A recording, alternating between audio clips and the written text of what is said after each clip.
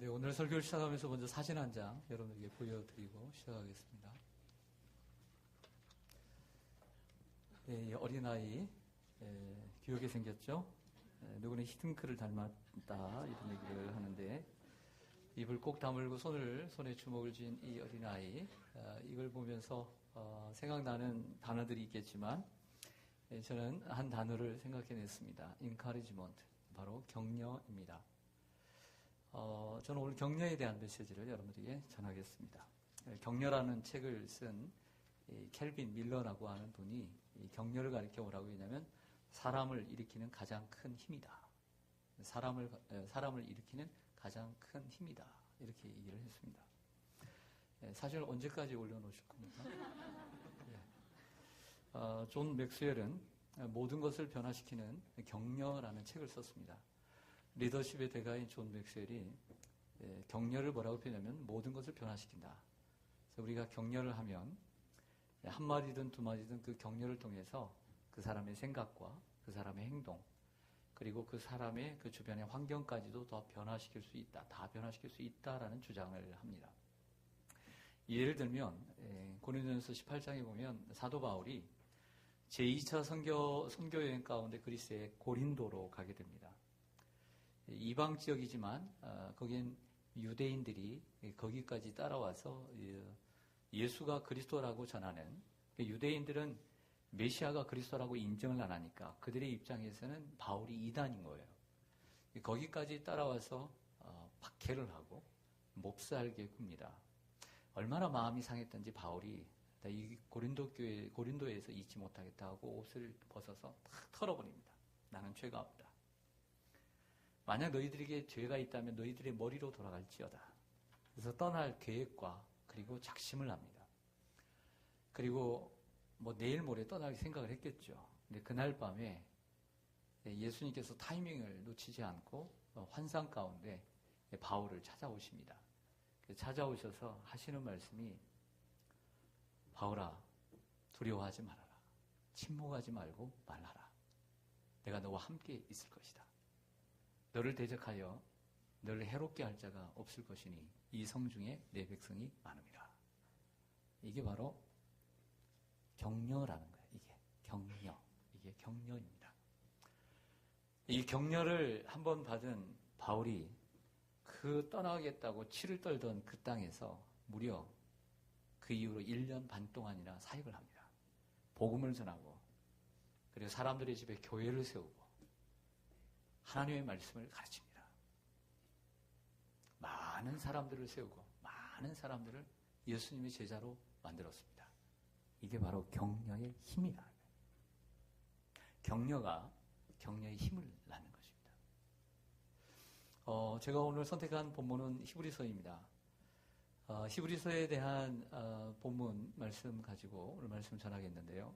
히브리서는 우리가 일반적으로 성경을 좀 아는 분들은 신약의 책이지만 가장 구약적인 책이라고 오해를 하고 있습니다. 아마 그 이유는 히브리서 1장부터 13장까지 전체를 읽다 보면 구약의 냄새가 많이 나요. 구약의 냄새가. 구약의 용어들, 구약의 인물들, 구약의 단어들이 많이 있기 때문에 이 구약이 아닌가 싶은데 전혀 그렇지 않아요. 표면적으로는 구약의 내용을 많이 담고 있지만 그 속의 내용으로 들어가다 보면 아주 구약과는 차별되는 메시지가 있고, 그리고 가장 신약적인 책이 바로 히브리서입니다. 히브리서를 쓰게 된 경위는 이렇습니다. 1세기 말에 로마의 박해, 그리고 그리스도인들이 못 살게 되다 보니까 극심한 가난에 시달리게 됩니다. 이 어려운 환경을 이기지 못하고 굳게 잡았던, 신앙 고백하고 세례받고 예수님의 제자가 되겠다라고 예수님의 오심을 기다리는 이러한 굳건한 믿음이 상실을 되게 돼요. 흔들리게 되는 거죠. 그러면서 그 당시에는 유대교에서 기독교로 귀한 사람들이, 개종한 사람들이 대부분이었는데 다시 이 유대인들이 기독교에서 다시 유대교로 돌아가는 현상이 나타나는 거예요. 제사를 드리지 않았던 사람들이 다시 제사를 드리고 구약으로 돌아가요. 그래서 왜 히브리서의 구약적인 냄새가 많이 나냐면 이러한 유대인들에게 쓰여졌기 때문이에요. 즉 개종한 기독교 유대인들에게 쓰여졌기 때문에, 또 그들이 다시 다시 개종을 해서 우리 쪽에서 얘기하면 배교를 해서 유대교로 돌아갔기 때문에 구약의 말씀을 가지고 이 구약의 말씀이 진정 우리들에게 요구하는 것이 무엇인가를 설명한 거예요. 그래서 구약의 냄새가 많이 날 뿐이죠. 그러나 가장 신약적인 책인 거예요. 그러다 보니까 이 유대인들 중에는 돌아간 사람들도 있고 기독교인들 유대교로 돌아간 사람들도 있고 그 중에는 거기에 같이 휩쓸려서 그들과 함께 모이기를 힘쓰지 않는 패하는 사람들, 이러한 신앙의 위기를 맞이하는 사람들이 많아지게 되었습니다. 이 교회의 위기고 성도들의 위기예요. 이러한 신앙의 위기를 맞는 이들에게 주는 주님의 권면과 격려의 메시지입니다. 시대는 2000년이 지나서 상황은 다르지만 이 복잡한 21세기를 살아가는 우리들에게 더더욱 격려는 필요하다고 믿습니다. 얼마나 격려가 필요합니까? 신앙의 위기를 맞는 그리스도인들에게 히브리서 기자는 첫 번째로 참 마음과 온전한 믿음으로 하나님께 나아갈 것을 권면합니다. 따라하겠습니다. 참 마음과 온전한 믿음으로 하나님께 나아가라. 19절 20절을 보겠습니다. 19절 20절 보시면 그러므로 형제들아 우리가 예수의 피를 힘입어 성소에 들어갈 담력을 얻었나니 그 길은 우리를 위하여 휘장 가운데로 열어놓으신 새로운 살 길이요 휘장은 곧 그의 육체니라. 19절을 다시 보시면 우리가 예수의 피를 힘입어 어디에 들어갈 담력을 얻었습니까? 성소에 들어갔습니다. 휘장 가운데서 우리 주님께서 우리를 위하여 열어놓으신 길은 새로운 살 길이 되었어요. 그리고 휘장은 바로 예수님의 육체라고 말합니다. 저를 보시죠. 자, 성소라는 단어입니다. 이 성소도 구약적인 단어죠. 성소라는 말은 거룩할 성자의 곧소입니다. 즉 거룩한 장소라는 뜻이죠. 거룩한 장소가 어디입니까? 하나님이 계시는 곳이 거룩한 장소. 이스라엘 백성들이 구약의 성막 속에서 뜰과 마당과 성소와 지성소가 있는데 하나님을 만나는 장소, 하나님이 계시는 장소가 성소인 것이죠. 하지만 구약에서는 이러한 제사장들을 빼놓고는 성소에 들어갈 사람이 없었습니다. 구약에서는 하나님 앞에 나가기 위해서는 두 가지가 필요했습니다. 첫 번째는 짐승의 피가 필요했어요. 성소에 들어가기 위해서. 두 번째는 제사장들의 중보가 필요했어요. 아무리 짐승의 피를 내가 잡았다고 해서 내가 제사장이 아닌데 들어가면 죽어요. 짐승의 피와 제사장들의 중보가 있어야만이 됐고 그 휘장에 들어갈 수가 있었던 것이죠. 즉 이 말은 구약에서는 짐승의 피를 흘리고 제사장들의 중보를 통해서만이 하나님 앞에 나아갈 수 있었다라는 뜻이 되는 것입니다. 당연히 그 성소에는 휘장이 가려져 있었죠. 휘장이 가려져 있다는 것은 뭔가를 걸려서 들어가야 된다는 거죠. 그런데 하나님의 아들이신 예수님께서 이 땅에 인간의 몸으로 오셔서 우리와 같은 삶을 사셨을 뿐만 아니라 십자가에 피 흘려 죽으심으로 우리의 죄를 대속해 주시고 친히 휘장을 찢어주셨습니다. 즉 그 몸이 휘장이기 때문에 예수님이 죽는 순간 동시다발적으로 그 성소의 휘장이 찢어지는 사건이 일어나게 돼요. 자, 이것은 상징으로서 이제 하나님 앞에 나아가는 길이 열린 거예요. 할렐루야. 그래서 다시 얘기하면 구약의 짐승의 피가 이제는 필요 있다 없다? 필요 없다. 제사장의 중보가 필요 있다 없다? 없다. 그래서 거침없이 주님 앞에 나아가게 된 거예요. 왜? 예수의 피를 힘입어 나아가게 된 거예요. 구약에서는 하나님께 가까이 가는 것을 엄격하게 제한하고 있습니다. 제한하고 있다는 것이죠. 제사장들만이 들어갔습니다. 레위인들도 들어갈 수 없었습니다. 아론의 후손들만 들어갈 수 있었습니다. 우리가 일반적으로 일반 사람들이 들어갔다가는 죽음을 당하고 거기에서 사람들에게 끌려 나와야만 했던 것이죠. 제한입니다. 그러나 예수의 피를 힘입어 성소에 들어갈 담력을 얻게 되었습니다. 예수님께서 십자가에 단번에 죽으심으로 영원한 속죄를 이루어 우리에게 새로운 살 길을 열어주신 거예요. 할렐루야. 그러므로 예수님만이 우리에게 길이요, 진리요, 생명인 거예요. 예수의 피를 통해서만이, 예수를 통해서만이 하나님께 나아가게 된 줄로 믿습니다. 예수께서 가라사대 내가 곧 길이요 진리요 생명이니 나로 말미암지 않고는 아버지께로 올 자가 없느니라 말씀하셨습니다. 히브리서 12장에서는 이러한 제한적인 나아감과 무제한적인 나아감을 이스라엘 백성들이 옛 언약 안에서 시내산으로 나아가는 것과 새 언약에서 언약 안에서 시온산으로 나아가는 것을 구별을 했어요. 대조를 합니다. 히브리서 전체의 구조는 대조로 되어 있습니다. 1장부터 끝장까지 모두가 대조예요. 이스라엘 백성들이 출애굽을 했습니다. 홍해를 건넜습니다. 그리고 시나이 반도 중심에 있는 시내산에 올라갑니다. 근데 시내산에 아무나 올라가는 것이 아니라 출애굽기 19장에 보면 하나님 그 산에 강림하십니다. 흑암과 불 붙는 모습으로 그리고 구름으로 하나님이 임재하십니다. 아무도 올라가지 못합니다. 두려워 떨립니다. 짐승까지도 못 올라오겠습니다. 모세조차도 두렵고 떨렸다라고 12장에 얘기합니다. 구약은 이런 것입니다. 하나님 앞에 함부로 나갈 수 없었던 것이죠. 그러나 시온산, 새 언약 안에서 시온산은 우리 교회가 시온산인데 이 여기서 시온산이란 하나님의 나라를 가리키는 거예요.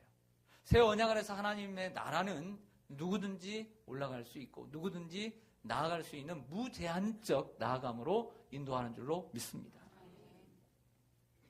누가복음 15장을 보면 잃어버린 세 개의 비유가 있습니다. 그 클라이막스는 잃어버린 아들의 비유죠. 둘째 아들이 아버지가 돌아가시지 않았는데 유산을 다 달라고 고집을 피우다가 그것을 받아가지고 외국에 나갔습니다. 마음대로 다 허비하고 그나마 그 남은 것도 결국에는 경제공황을 맞이해서 그 모든 것을 탕진하고 말았습니다. 돼지가 먹는 쥐염 열매를 먹으면서 짐승처럼 살다가 결국에는 그것도 먹지 못하고 죽을 날만을 기다리고 있을 때 그때서야 아버지가 기억이 났습니다. 내 아버지 집에는 일꾼들도 많고 먹을 것도 많은데 내가 왜 이렇게 집을 나와서 고생을 했나. 그때서 자신을 돌아보면서 회개를 합니다. 아버지께 가서 내가 기도를 해야 되겠다. 내가 도움을 청해야 되겠다. 라고 얘기합니다. 아버지의 아들이 아닌 저 종이 되기를 원합니다. 얼마나 겸손해요. 저 종처럼이라도 내가 되고 싶다는 마음으로 아버지께 돌아갑니다. 그 일어나 돌아가는데 그 발걸음이 얼마나 무거웠겠습니까? 떨리고. 하지만 분명한 믿음 하나 가지고 나아갑니다. 그 믿음이란 무슨 믿음이냐면 내 아버지는 사랑이 많으셔서 내 아버지는 나를 받아주실 것이다. 나를 안아주실 것이다. 나를 용서해 주실 것이다. 이 믿음 하나 가지고 나아가는 거예요. 도착을 하자 아버지가 기다리고 있다가 달려나와서 목을 안고 입을 맞춥니다. 그때 고백합니다. 아버지, 내가 잘못했습니다. 내가 정말 잘못했어요. 나 때문에 마음이 아프셨죠. 얼마나 속상하셨어요. 내가 너무 철이 없었어요, 아버지.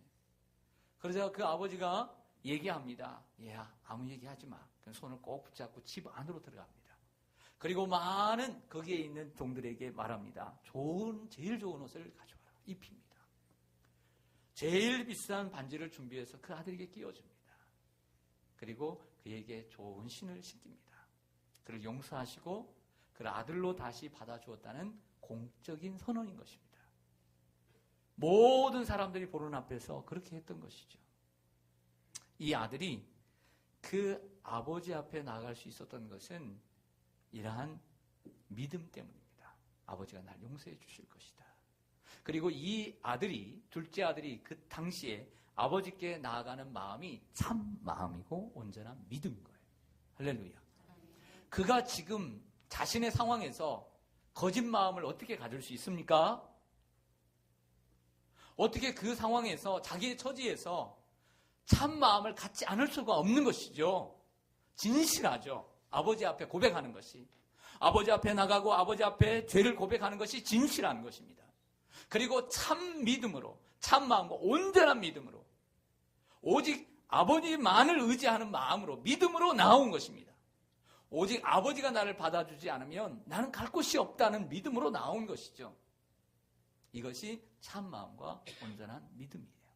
할렐루야. 하지만 그 집 안에는 큰아들이 있었습니다.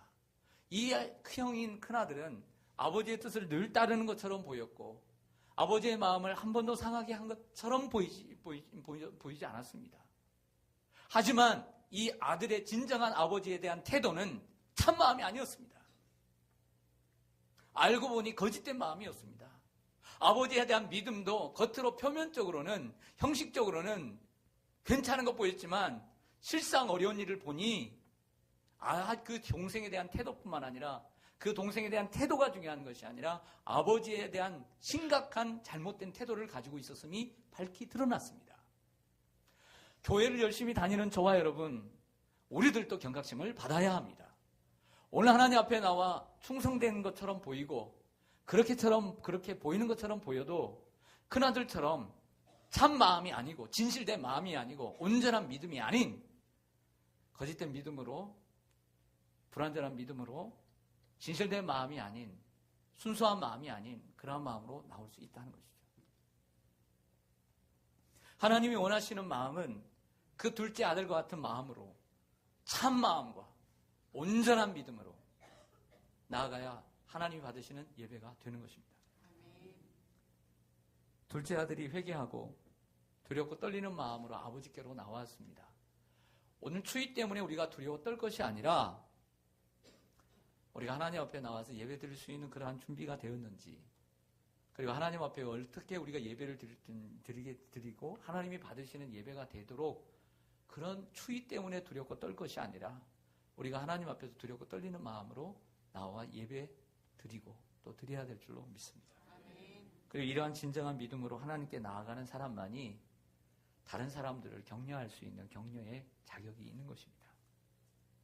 자, 히브리서 기자는 신앙의 위기를 맞는 이러한 성도들에게 믿는 도리의 소망을 움직이지 말고 굳게 잡으라고 격려합니다. 따라서 하겠습니다. 믿는 도리의 소망을 움직이지 말고 굳게 잡으라. 23절 보겠습니다. 또 약속하신 이는 미쁘시니 우리가 믿는 도리의 소망을 움직이지 말며 굳게 잡고. 성경을 다시 한번 보세요. 자, 23절의 말씀은 앞에 22절의 본문과는 어떤 연관성이 그리 많지 않습니다. 연관성을 찾기가 힘들어요. 다만 그 다음 구절에 나오는 24절과는 깊은 연관성을 갖고 있는 것을 보게 됩니다. 예, 저를 보시죠, 이제. 다만 분명한 것은 23절이 기록되는 이유는 이러한 성도들에게 격려하기 위해서 기록되었음이 분명하다는 거예요. 또 약속하신 이는 미쁘시다라고 했습니다. 여기에 약속하신 분은 분명히 하나님이십니다. 하나님은 미쁘신 분인 줄로 믿습니다. 아멘. 자, 미쁘다라고 하는 것은 국어사전을 찾아보면 이렇게 되어 있습니다. 어떻게 되어 있냐면 믿음성이 있다, 이렇게 되어 있어요. 믿음성이 있다. 좀 말이 어렵다면 신실하다는 뜻이에요. 하나님은 신실하신 분이세요. 하나님 우리에 대해서 변함이 없고 항상 신실하신 분인 줄로 믿습니다. 할렐루야. 그래서 우리도 하나님의 신실하심을 받은 성도들이 주님을 바라볼 때도 항상 어떻게 될까요? 신실해야 되고 믿음성 있게 하나님을 대해야 될 줄로 믿습니다. 여기서 약속이란 무엇일까? 약속하신 이는 미쁘시니. 약속이 뭘까? 그것은 히브리서 전체 속에서 말씀하는 약속을 찾아보면 답이 쉽게 나옵니다. 4장 1절을 보겠습니다. 4장 1절. 같은 히브리서니까 한번 찾아보겠습니다. 4장 1절.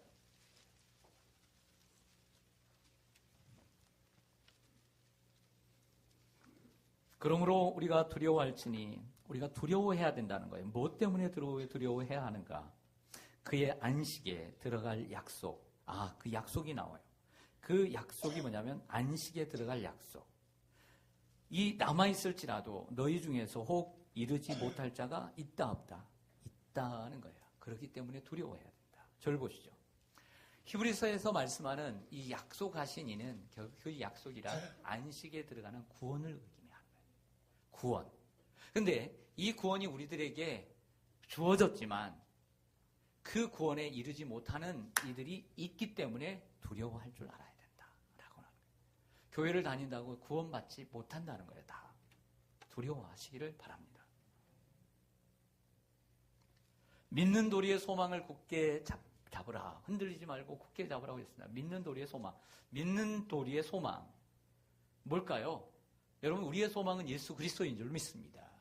왜 예수 그리스도가 우리의 소망일까요? 그 이유는 죄 가운데 있는 우리 인간이 영원히 멸망받을 수밖에 없는데 오직 유일한 구원의 길은 예수밖에 없기 때문이에요. 그리고 예수를 믿음으로써 나를 위해서 희생하신 그 예수 그리스도의 의를 힘입어 그분을 믿음으로써 구원받는 길 외에는 다른 길이 없다는 것이 우리의 믿음이기 때문에 이것이 믿는 도리의 소망이기 때문에 예수 그리스도께서 우리의 소망인 줄로 믿습니다. 그래서 그 진리를 우리가 믿고 어떤 생각을 하냐면 바로 진리가 우리를 자유케 하고 이 믿음이 여기에 있구나 라는 생각을 하게 되는 것입니다. 그래서 교회를 다니다가 예수 외에는 구원 받을 자가 없다라고 믿고 구원 주실 분이 없다라고 믿고 우리가 신앙 고백을 하고 학습 세례 공부를 하고 그리고 공적인 자리에서 손을 들어서 대답을 하고 그리고 물로 우리가 기름 부음을 받고 세례를 받는 줄로 믿습니다. 그래서 교회와 목사님은 선언을 하는 거죠. 이는 하나님의 자녀가 되었습니다. 그리스도인이 되었습니다. 라고 공적으로 선포하게 되는 것입니다. 하지만 여러분, 이러한 믿음의 고백과 이 믿음을 지켜가고 흔들리지 않게 지켜가는 것은 천지차이입니다. 한번 우리가 믿음의 고백을 하고 신실하게 고백을 하고 그 믿음이 계속 내 안에 있을 거라고 생각하면 안 됩니다. 그 증명을 해드릴게요. 마태복음 24장 13절에 보면 예수님께서 뭐라고 말씀하시냐면 끝까지 견디는 자가 구원을 얻으리라 이런 말씀을 하셨습니다. 사도행전에 보면 사도들이 곳곳마다 도시마다 복음을 전합니다. 빌립보, 데살로니가 그리고 아테네 또 혹은 고린도, 에베소, 비시디아, 안디옥, 루스라, 이고니온 곳곳마다 복음을 전합니다. 곳곳마다 복음을 전하면서 사도들이 또한 복음을 전하면서 하는 말을 한번 들어보세요. 그들이 복음을 전하니까 예수를 믿게 되었습니다. 신앙 고백을 하게 되었습니다. 세례를 받았습니다. 어떤 분은 직분도 받았습니다. 그런데 떠날 때마다 또 계속해서 하는 말이 뭐냐면 마음을 굳게 하여 믿음에 가라. 굳건한 마음으로 주께 머물러 있으라. 항상 하나님의 은혜 가운데 있으라. 이런 격려를 하기에 바빠요. 늘 격려하기에 바빠요. 왜 이런 격려를 할까요? 믿음에서 떨어지는 자들이 있으니까. 사도들은 자동적인 구원, 기계적인 구원을 믿지 않았습니다. 바울은 또한 빌립보서 2장 12절에서 두렵고 떨림으로 너희 구원을 이루라고 말씀을 합니다. 두렵고 떨림으로. 이미 구원이 이루어지는 것처럼 보이지만 그것은 절반이고 아직 이루지 못한 구원에 대해서 두렵고 떨림으로 구원을 이루어 가라고 말씀하는 거예요. 베드로도 마찬가지입니다. 베드로의 두 번째 서신인 베드로후서 3장 17절에서 미혹에 이끌려 너희가 굳센 데서 떨어질까 삼가라고 권면을 합니다. 여러분, 우리가 미혹을 받으면 굳센 데서 떨어질 수 있다는 것을 가정하고 있는 것입니다. 믿는 도리의 소망을 굳게 붙잡지 못하는 자들이 있음을 보여주는 것이죠. 할렐루야. 여러분들은 항상 믿음이 어떻게 굳건하셨습니까? 변함이 없으셨습니까? 그런 분들도 계시겠죠. 그런 분들도 계실 것입니다. 하지만 많은 분들이 그렇지 않아요. 우리는 믿는 도리의 소망을 굳게 붙잡는 일에 힘써야 합니다. 아니, 힘쓰는 것으로 부족합니다. 최선을 다해야 합니다. 할렐루야. 그리고 이러한 소망이 있는 사람만이 교회 안에서, 믿음 안에서 참된 격려자가 될 수 있는 자격이 있는 거예요. 아니, 자기도 막 흔들리면서, 자기도 믿는 도리의 소망이 막 흔들리면서 믿음 안에서 누구를 격려하겠어요? 네? 자기도 주체하지 못하는데, 자기도 바른 신앙생활을 하지 못하는데 누구를 격려합니까? 밖에서는 사람들에게 격려할 수 있겠죠. 그러나 믿음 안에서의 격려는 굳세게 이 믿는 도리의 소망을 굳게 잡을 때 가능한 줄로 믿습니다. 신앙의 위기를 맞는 이러한 이들에게 히브리서 기자는 세 번째로 서로 돌아보아 사랑과 선행을 격려하라고 말씀합니다. 따라서 하겠습니다. 서로 돌아보아 사랑과 선행을 격려하라. 24절 25절 보겠습니다. 다시 히브리서 10장 24절 25절. 서로 돌아보아 사랑과 선행을 격려하며 모이기를 패하는 어떤 사람들의 습관과 같이 하지 말고 오직 권하여 그날이 가까움을 볼수록 더욱 그리하자. 아멘. 좀 전에 말씀드렸지만 초대교회 성도들 가운데는 로마의 박해, 그리고 극심한 가난, 그리고 또 하나는 연약한 믿음, 세상의 유혹에 유혹을 뿌리치지 못하고 그 편안함을 추구하는 이러한 사람들로 인해서 모이기를 패하는 이들이 있었습니다. 히브리서 기자는 아주 독특한 표현을 쓰게 됩니다. 그 표현이 뭐냐면 히브리서 2장 3절에 나오는 하나님이 우리에게 주신 큰 구원을 등한히 여긴다는 표현입니다. 따라가겠습니다. 큰 구원을 등한히 여긴다.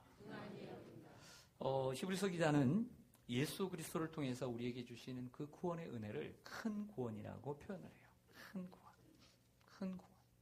근데 많은 성도들이 여러 가지 삶의 어려움을 당해서 또 인간적인 어려움으로 인해서 그 큰 구원을 등한히 여겼다. 등한히 여겼다. 즉 등한히 여겼다는 것은 소홀히 여겼다. 값싸게 여겼다는 거예요. 예수 그리스도께서 우리를 위해서 행하신 그 크신 사랑, 하나님께서 그 아들을 보내주신 그 크신 사랑, 우리가 값없이 받았다고 해서 그 값이 없는 게 아니거든요. 그 값비싼 은혜를, 값비싼 구원을 등한히 여기고 그것 때문에 믿음을 버리고 그것 때문에 교회를 떠나고 그것 때문에 모이기를 힘쓰지 않고 열심히 주님을 섬기지 않는 이러한 모습들을 말씀하고 있습니다. 그런데 이러한 이들에게 당연히 책망도 해야 되지만 책망은 약이 되지 못한다. 그래서 사람을 세우는 것은 격려라고 하는 것입니다. 이러한 격려는 서로 돌아보는 일부터 시작을 해야 합니다. 어떻게 지내는지 문자를 보냅니다. 집사님, 요즘 어떻게 지내요? 네, 저녁은 먹었어요? 네, 카톡을 보냅니다. 네, 좋은 글 있으면 보내고, 네, 카톡을 보내고. 혹은 전화까지 하죠. 뭐해? 추운데 어떻게 지내? 이렇게 돌아보는 것이죠. 아니면 그 집이나 또 가게에 들려 보는 것입니다. 가게가 있으면 가게를 돌아보는 것이 돌아보는 것. 요즘 참 외로운 시대입니다. 사람들이 발전하고 또 이렇게 좋은 문명의 시대를 살아가지만 단편적으로 여러분들 개를 좋아하는 모르지만 그 애견 산업의 애견 산업이 우리나라의 애견 산업은 2조랍니다. 2조. 이 2조가 얼마만큼 많은지를 말씀을 드릴게요. 우리나라의 이 애견 산업의 2조가 우리 5천만 국민이 가장 좋아하는 것 가운데 하나가 라면이라는 겁니다. 라면. 이 라면의 산업이 2조입니다. 라면의 산업과 맞먹는 것이 애견 산업이에요. 사람들이 왜 개를 좋아하죠? 다는 아니지만 개는요, 충성스럽고, 그리고 귀엽고, 그리고 곁에서 꼬리를 살살 흔들면서 얼마나 그 위로를 해줍니까? 사람들이 외로운 시대를 살고 있어요. 외로운 시대를.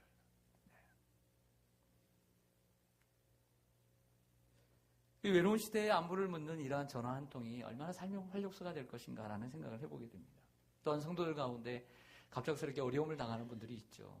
지난주에도 이렇게 성도님이 세 가족인데 어머님이 이렇게 돌아가셨다고 해서 다녀왔는데 이럴 때 우리가 어려움 당하는 이러한 슬픔을 당하는 가정을 가서 위로해주고 손을 잡아주는 것, 이게 바로 위로라고 하는 거예요. 격려가 되죠.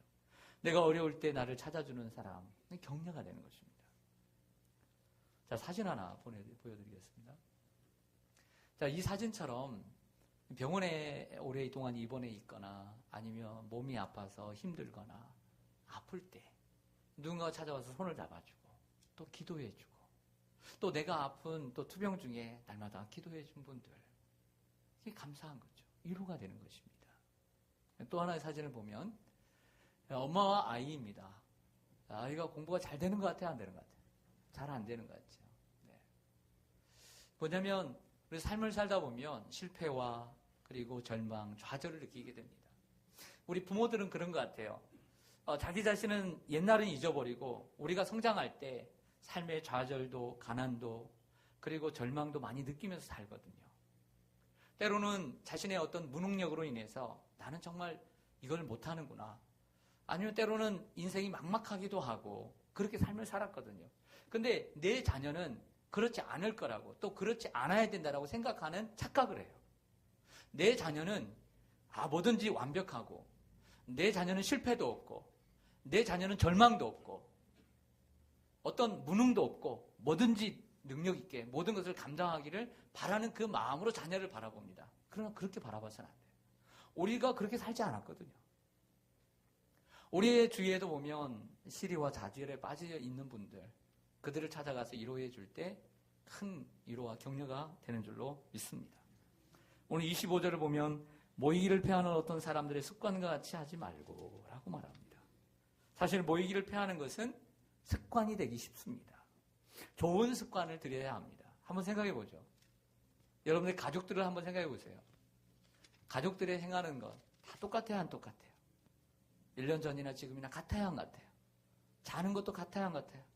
일어나는 것도 같아요, 안 같아요?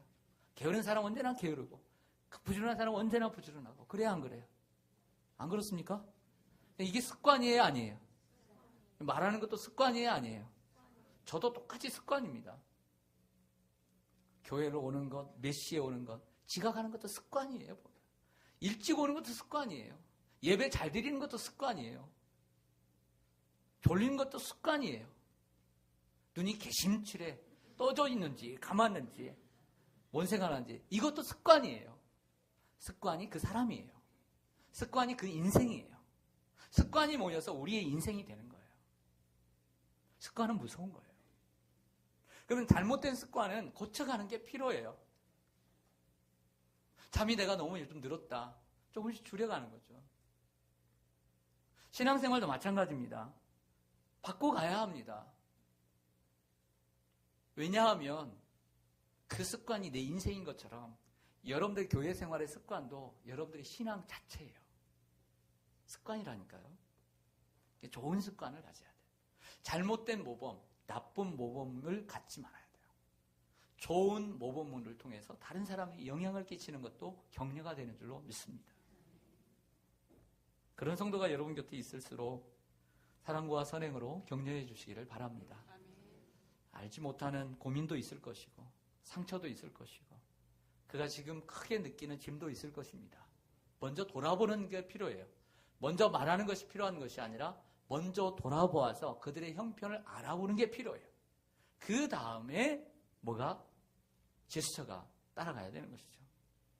예수님은 십자가에 못 박혀 돌아가시기 전날 최후의 만찬을 드시면서 한 제자는 자기를 팔고 한 제자는 자기를 부인하고 여러 제자들은 다 도망갈 것을 다 알고 계심에도 불구하고 그 제자들의 발을 씻어주셨어요. 이게 예수님이에요. 왜 예수님이 오늘 웬일이야? 웬 이벤트지? 라고 생각했겠지만 그 다음날 아셨죠. 얼마나 예수님이 훌륭한 분이라는 것을 그가 깨닫게 되었을 것입니다. 초대교회에 바나바라는 성도가 있었습니다. 바나바는 키프로스 구브로 섬의 출신인데 원래 이름은 바나바가 아니라 요셉입니다. 그런데 그가 자기의 밭을 팔아 사도들 앞에 놓았을 뿐만 아니라 그들의 성도님들에게 하는 말, 행동을 보니까 그의 말을 듣고 사람들이 위로를 받고 격려를 받는 거예요. 그 사도들이 이를 기쁘게 여겨서 그의 이름을 위로의 아들 바나바 이렇게 이름을 지어준 거예요. 이 바나바는 사울이라는 사람에게 지대한 영향을 끼치게 되는데요. 이 사울이 예수님을 핍박하던 사람이 예수님을 만났다고 하니 다들 색안경을 끼고 믿질 않을 때 그를 직접 찾아가서 만나주고 돌아봐주고 그를 데리고 와서 사도들에게 소개시켜주고 그리고 후에도 계속해서 지속적인 관심과 사랑으로 그를 안디옥 교회에 데려와서 함께 사역하고 자기보다 더 훌륭한 하나님의 사람으로 만들어가는 중추적 역할을 감당하게 됩니다. 이렇게 해서 바울은 하나님의 위대한 인물이 된 줄로 믿습니다. 이것이 바로 격려의 목적이에요. 격려의 목적. 격려의 목적은 나를 내세우는 데 있는 것이 아닙니다. 내가 얼마나 귀한 사람인지 알아? 이런 것이 아니라 격려의 목적은 다른 사람들을 세워 사울을 바울로 만드는 것이 바로 격려의 목적인 거예요. 사랑하는 성도 여러분, 마지막 그림 하나 보여드리겠습니다. 우리가 함께 나갈 때 격려는 그 영상 하나 보여드리다가 말았는데 너무나 화질이 안 좋아서 그 어린아이가 이 10개의 뜀트를 뛰어넘는데요. 초등학생이 뛰어넘지 못해요. 다 학생들이 다 보고 있는데 근데 비웃지를 않아요. 또 한 번 시도하고 좀 올라갔다가 좀 올라갔다가 한꺼번에 넘어야 되는 뜀트를 넘지 못해요. 나중에는 와 있는 친구들이 저런 식으로 와서 해서 응원을 해줘요. 화이팅을 해주고 이 화이팅이 얼마나 그에게 힘이 되었는지 그 다음에 딱 5번째 뛰니까 펄쩍 뛰어넘었어요. 이게 격려의 힘이라는 거예요. 우리가 서로 붙들어주고 함께하면 이렇게 일어서게 되는 줄로 믿습니다. 사랑하는 여러분, 우리가 서로 격려할 때 믿음이 약한 이들이 믿음의 사람으로 세워지고 그가 만난 문제로 인해서 때로는 흔들리는 믿음, 막 흔들립니다. 흔들리니까 교회도 안 나오고 흔들리니까 예배 태도도 안 좋아지고 막 흔들리니까 예배 생활도 제대로 안 하고 하지만 그들을 우리가 격려할 때 그들이 그 삶의 고비를 이 시험의 고비를 넘겨서 그들이 든든한 믿음으로 세워지게 될 줄로 믿습니다. 진실한 격려는 히브리서 기자의 말처럼 믿음이 있어야 돼요. 믿음. 소망이 있어야 돼요. 소망. 네. 그리고 그걸로 부족하고 사랑이 있어야 돼요. 사랑. 이 세 가지가 격려를 만들어내는 줄로 믿습니다. 여러분 자신도 늘 하나님 앞에 참 마음과 온전한 믿음으로 하나님 앞에 나아가시고 믿는 도리의 소망을 움직이지 말고 굳게 잡으시고 사랑과 선행으로 서로 격려하며 승리하시기를 소망합니다. 네, 기도하겠습니다.